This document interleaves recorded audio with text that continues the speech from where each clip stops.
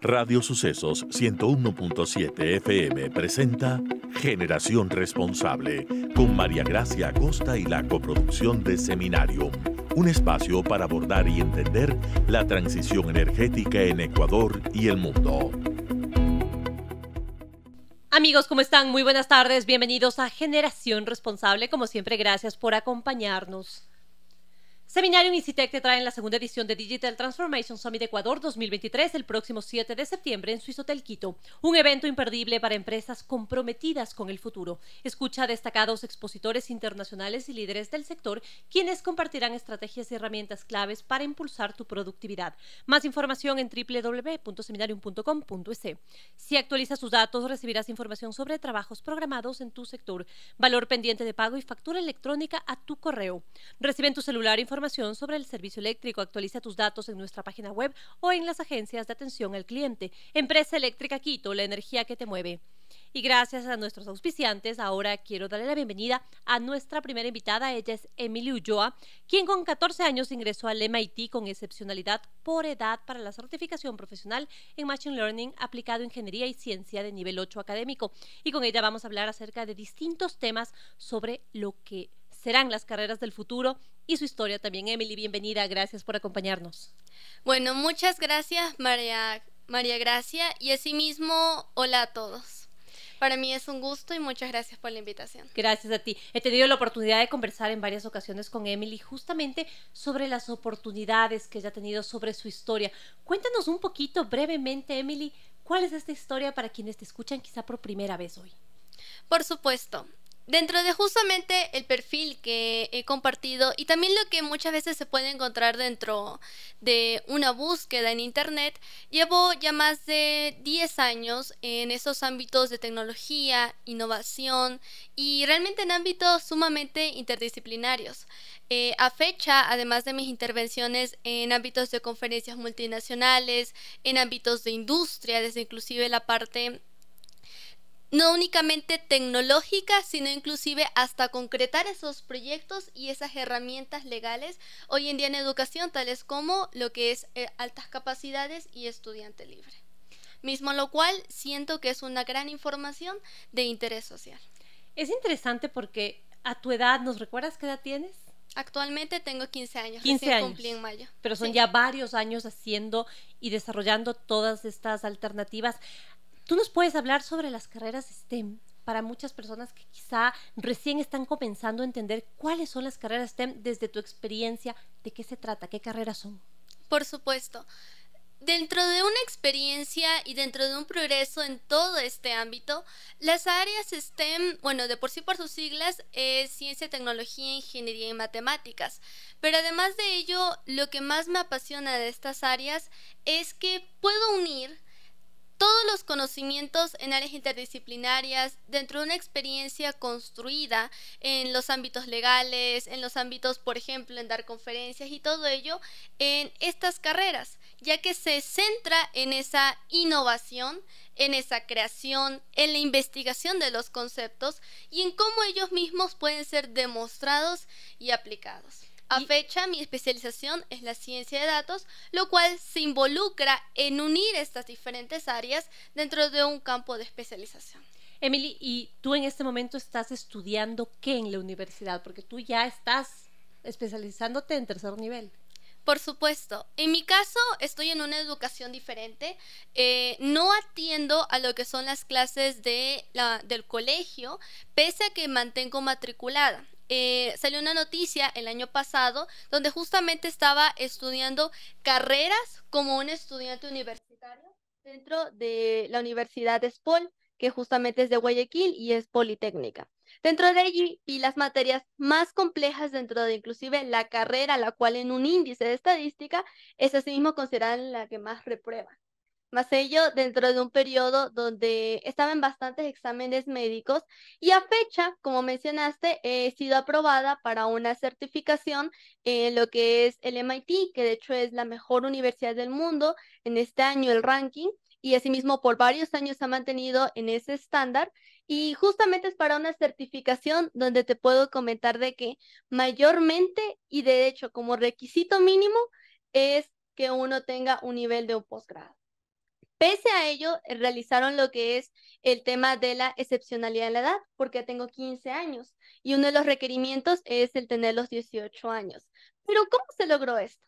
Esto de aquí se logró en base a, inicialmente se curó una lista de las universidades, ya que esta certificación profesional de este nivel, es en base a un esfuerzo y también una dedicación, la cual demostré en un entrenamiento en la ciencia de datos, en la carrera a la cual me quiero especializar. A base de ello, la empresa, justamente quien estaba dando este entrenamiento, me dio justamente esa oportunidad para, y ese soporte para justamente la certificación. Dentro de ello, estas varias universidades, inclusive se escribió a una universidad en España en estos ámbitos investigativos, y en ese momento te puedo decir, María Gracia, de que nada de esto hasta fecha, un portfolio de más de 10 años en todos estos ámbitos, muchas veces nada se ha tenido a favor. Muchas veces se ha tenido mucho en contra. Y dentro de ello hubo un gran apoyo por parte de mi mami y ahora ya estoy tomando, por decir más, esa parte de esa iniciativa, donde quizá inclusive lo tomemos en esta entrevista. Ahora, Emily, el hecho de hablar de todas estas carreras STEM, de que tú también tengas participación con carreras que están relacionadas también con el sector estratégico, con la transición energética, y lo que estás estudiando y aquello en lo que nos dices que te estás especializando tiene mucho que ver también con esto. Entonces, estás vinculándote quizás a sectores productivos, estás aprendiendo más sobre todo lo que tiene que ver con transición energética. ¿Cómo ves esto también desde tu perspectiva? Exacto. De hecho, uno de los casos, los cuales inclusive más sorprendió y que en este caso, uno de los temas los cuales me encanta de la ciencia de datos es el poder ir más allá y, como te digo, unir dentro de todo esto. Realicé un caso de estudio que es con datos de justamente de Harvard y de hecho es enfocado al ámbito de oil and gas, como mencionas. Dentro de ellos se realizaron y se obtuvieron y todo ello.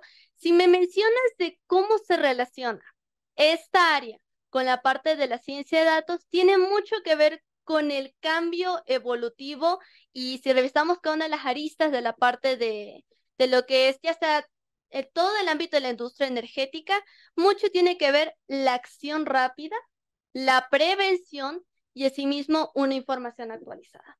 Dentro de ello, considerando esos tres valores, es que justamente la ciencia de datos tiene un gran empleo dentro de ello, y no solamente la ciencia de datos, sino también el cómo poder concretar estos proyectos, porque tenemos problemas mucho que se presentan en la parte de industria, que es la veracidad de los datos, la credibilidad de ese servicio y asimismo esa fidelidad de cómo se comparten esos datos. ¿Qué pasa en el mundo STEM, por ejemplo, justo con lo que te preguntaba, el tema energético también? ¿Cómo manejarnos desde el sector energético con respecto a estas carreras STEM? Sabes, de hecho tu pregunta está bastante, muy acertada, porque no únicamente tenemos en el ámbito energético, sino que también tenemos en muchísimas industrias en las cuales depende mucho de cuáles son los objetivos y qué es lo que está buscando esa empresa.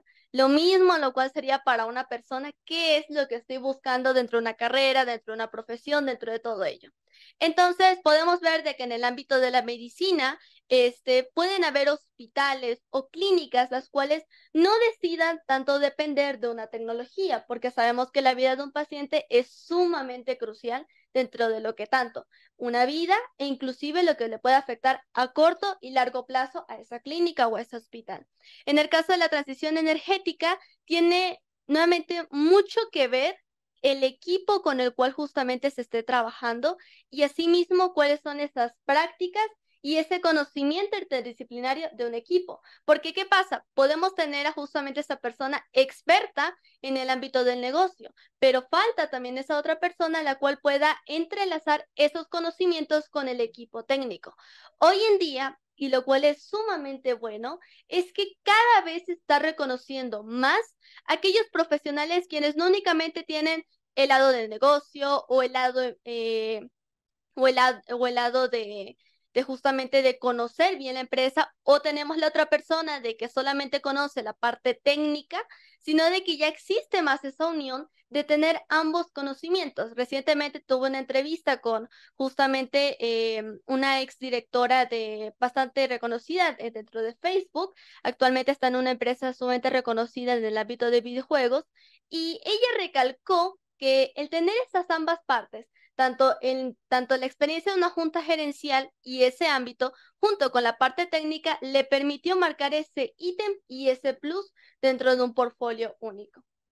Qué interesante escuchar los criterios de Emily con respecto a la importancia de estas carreras de STEM. Así que quiero agradecerte muchísimo por tu tiempo, por compartir junto a nosotros este espacio y, por supuesto, por darnos minutos de esta experiencia que tienes. Gracias, Emily. Muchas gracias también a ti, María Gracia. Y gracias a ustedes por acompañarnos. Recuerden, no se pueden perder la segunda edición de Digital Transformation Summit Ecuador 2023, organizado por Seminarium y CITEG el próximo 7 de septiembre en Swiss Hotel Quito.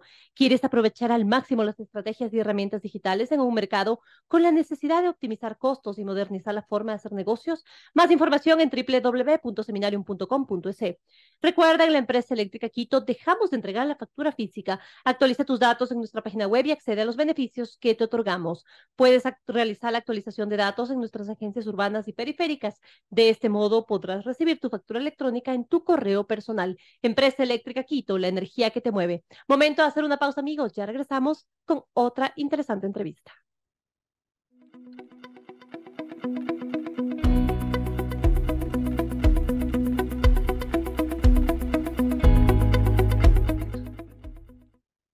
Gracias por seguir en nuestra sintonía en Generación Responsable. Continuamos con otra entrevista. Ahora quiero saludar a Santiago Caviedes, economista, consultor y ex viceministro de Economía y Finanzas. Santiago, bienvenido. Gracias. Hola, muy buenas tardes. ¿Qué tal? ¿Cómo están? Bien, muchísimas gracias. Conversando sobre todos estos temas que son actuales, estos temas que requieren, para mí, de más análisis, de mayor criterio y de más argumentos, porque en muchas ocasiones nos apasionamos con ciertas temáticas, pero tenemos que entender que hay aspectos que van mucho más allá. Y uno de estos temas es justamente la consulta popular por el Yasuní, una consulta que nos ha dividido entre los que dicen querer la naturaleza y los que no, cuando es algo que puede ser completamente complementario. Pero analicemos también desde el punto de vista económico, ¿qué pasaría con la consulta del Yasuní? ¿Qué pasa si se llegan a suspender las operaciones después de tantos años en los que esto ya está siendo explotado? Bueno, a ver, tal vez el principal mensaje es que una decisión como suspender el ITT, digamos, no solo tiene una dimensión ambiental, sino una dimensión económica y también una dimensión social. Entonces, creo que eso es importante.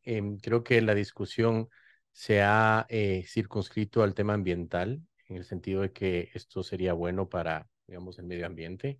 Yo creo ahí que hay un tema importantísimo, y es que se está magnificando el impacto que tiene la explotación del ITT en el Parque Nacional Yasuní.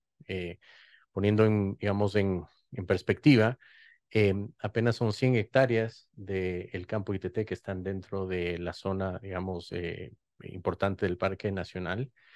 Un parque nacional que tiene el tamaño de la provincia de Pichincha, y las 100 hectáreas es más pequeño que el Parque Bicentenario. Entonces, creo que hay digamos, una magnificación del problema ambiental, que si es que hay un problema ambiental, hay mucha tecnología que puede minimizarlo al máximo, y lo que se está minimizando es el impacto económico que tiene esa decisión. Así es, no hay que polarizar entre que se puede y no mantener el medio ambiente, cuando también estas actividades se realizan cuidando el medio ambiente, y como usted lo decía, después habrá también la remediación para esa zona. Pero ¿qué pasa con el impacto a la caja fiscal entonces? Entonces se está minimizando ese impacto porque, voy a poner también otra explicación sencilla, ¿no?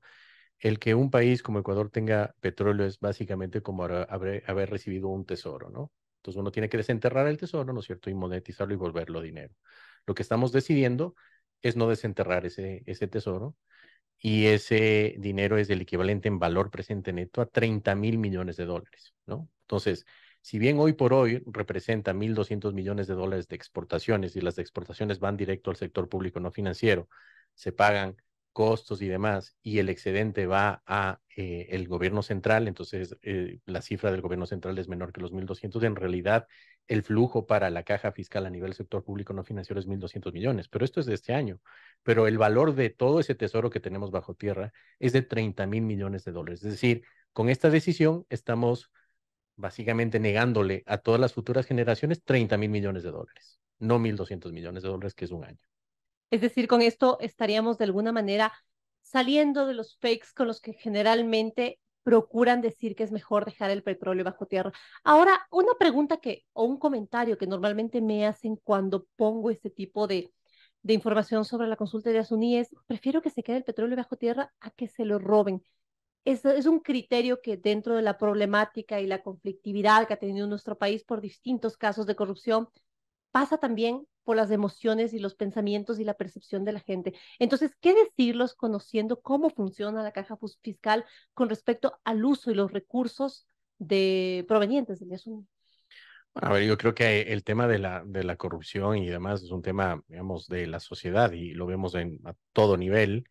Creo que circunscribirlo al tema petrolero me parece bastante Es irresponsable, sí. simplificarlo y definitivamente la riqueza petrolera ha permitido que el Ecuador se desarrolle, ¿no? Desde los años 70 en adelante. Que se pudo haber hecho mejor en ciertas formas, definitivamente, y creo que, digamos, todos estamos de acuerdo en que todo podría ser perfectible, pero una cosa que nadie dice es que la decisión unilateral del Ecuador de dejar de proveer al mercado internacional 57.000 barriles diarios, no significa que esos 57.000 barriles diarios van a dejar de consumirse en el mundo. Alguien más los va a proveer. Entonces estamos aquí nosotros renunciando a un ingreso sin ningún beneficio para el medio ambiente. O sea, la verdad es que la idea de la consulta es un despropósito total desde donde uno lo vea. Lo que uno debería preocuparse es obviamente que la explotación que hoy tiene, ¿no es cierto?, cumpla los más altos estándares de protección ambiental. Y creo que con eso todos estaríamos mejor. Y en estos años lo ha abierto las puertas Petroecuador y se nota que están haciendo las cosas bien, se nota que están cuidando la naturaleza, que están cuidando los recursos. Por eso mi pregunta iba justamente al uso, a la utilización. Pero ¿cuáles son las fuentes sustitutivas? Porque también existen voces que nos dicen, bueno, si dejamos ese crudo, esa cantidad de recursos, podríamos buscarlas y conseguirlas fácilmente de otra manera dentro del tema tributario. ¿Es factible realmente obtener esa enorme cantidad de recursos petroleros? Hubo una iniciativa hace algunos años en donde se pretendía dejar bajo tierra ese petróleo a cambio de una contraprestación del mundo. No funcionó. Dudo que hoy por hoy, ¿no es cierto?, exista esa voluntad.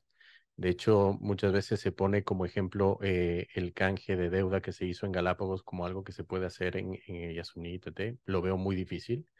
Y si es que se lo hace, será por unos montos muy inferiores de los 30.000 millones de dólares que vamos nosotros a renunciar para las futuras generaciones. Es decir, nosotros estamos decidiendo lo que va a afectar a nuestros hijos, ¿no? Eso es importantísimo. Y las otras fuentes, un tema importantísimo es que la dolarización en Ecuador funciona con dólares que debemos traer de algún lado y eso se genera, digamos, por exportación. Entonces, si dejamos de exportar ese petróleo, es una fuente de dólares que no vamos a tener. ¿Qué otra exportación podemos tener, no es cierto, que nos va a generar esa cantidad de recursos? Pues hoy por hoy difícil verlo, ¿no? Hay algunas fuentes, ¿no es cierto?, que también generan, digamos, mucho rechazo por la población, que es la minería. Creo que algo se podrá hacer en agroexportación, pero si queremos seguir nosotros teniendo una economía dolarizada, debemos exportar y generar dólares. Se puede decir, puede venir el turismo, ¿no es cierto?, al Ecuador, pero si es que nosotros vamos a traer cientos de miles de turistas al Yasuní, ¿no es cierto?, para generar esos dólares, a lo mejor hacemos más daño que los 100 hectáreas que hoy por hoy produce el petróleo. Miren nomás lo que está pasando hoy con las Galápagos, que tiene una sobrepoblación de turistas que parece ya una playa, balneario, digamos, de la costa ecuatoriana, cuando debería estar eso pristino y protegido, ¿no? Entonces, me parece que estamos tomando una decisión antojadiza, sin análisis, y vamos a poner en riesgo el futuro de nuestros niños, ¿no? Porque yo no veo qué actividad económica puede generar 30.000 millones de dólares en valor presente. Y cualquier actividad con la que se pretenda obtener otro tipo de recursos, como lo mencionaba y como lo han dicho quienes defienden la opción del sí, sea el turismo, sea cualquier otra área, desde la agricultura, necesita recursos y los recursos requieren que exista una transición y los recursos los pone el gobierno como una de sus principales fuentes de ingreso, que es el petróleo. Entonces, incluso para lograr una transición tienes que hacerlo adecuadamente. Bueno, y además todas esas actividades requieren movilizar recursos financieros. ¿De dónde vienen los recursos financieros? De la capacidad de generar dólares de esta economía. Estamos quitándole 30.000 millones de dólares de la economía, vamos a tener 30.000 millones de dólares menos de capacidad de movilizar recursos financieros a las otras actividades. Y esto no es un monto pequeño, 30 mil millones de dólares es como el 75% de los depósitos que existen en el país. Son 22 años de inversión pública, son 5 años de gasto social. La verdad es que son montos muy grandes, ¿no es cierto?, que nadie los está diciendo, y creo que si es que se toma la decisión de no explotar, vamos a cometer un error enorme, ¿no es cierto?, para las futuras generaciones. Ahora, Santiago, sin llegar al tema del pánico, porque es algo que no se quiere generar, pero hay que decir las cosas tal cual son. Al quitar estos recursos, ¿se pone de alguna manera en riesgo la dolarización que es parte del sostén de nuestro país? A ver, yo no creo que por no explotar el ITT vaya a sucumbir la dolarización, pero lo que sí creo es que le quitamos potencia a la dolarización porque no vamos a tener esa cantidad de recursos para poder, digamos, circular en la economía y hacer crecer la economía. Eso en primer lugar. Pero creo que se abre una caja de Pandora porque todas estas ideas pueden ser replicadas en toda la explotación petrolera, en toda la explotación minera, y ahí sí el Ecuador no va a tener capacidad de generar dólares, ¿no? Y para mantenernos dolarizados, la única forma de hacer es achicar la economía, es decir, todos ser más pobres. Que no quede un mal precedente entonces para el resto de sectores que son estratégicos y que son necesarios para la Y otra economía. cosa importante, ¿no? La agricultura genera mucho más impacto ambiental que un pozo petrolero. Eso es lo que tampoco se está diciendo. Como ven ustedes, nosotros tenemos muchísimos más argumentos entonces para poder estudiar y analizar un voto responsable en esta futura consulta. Santiago, muchísimas gracias por tus Gracias a criterios. ustedes y gracias por el espacio. Muy amable, muchísimas Mucha gracias. suerte. A Santiago Caviedes, él es economista, consultor y ex viceministro de Economía y Finanzas, hablando sobre la consulta del ITT. Recuerden, en la factura electrónica encuentran el número de cuenta contrato. Con este pueden cancelar el consumo eléctrico. En la empresa eléctrica Quito decimos adiós a la facturación física. Empresa eléctrica Quito, la energía que te mueve. Con esto, amigos, quiero concluir este espacio Generación Responsable, siempre llamándoles y convocándoles para leer, estudiar, analizar y escuchar los distintos puntos de vista con respecto a las decisiones futuras que dentro de 19 días tendremos que tomar. Una feliz tarde para todos. Aquí me despido.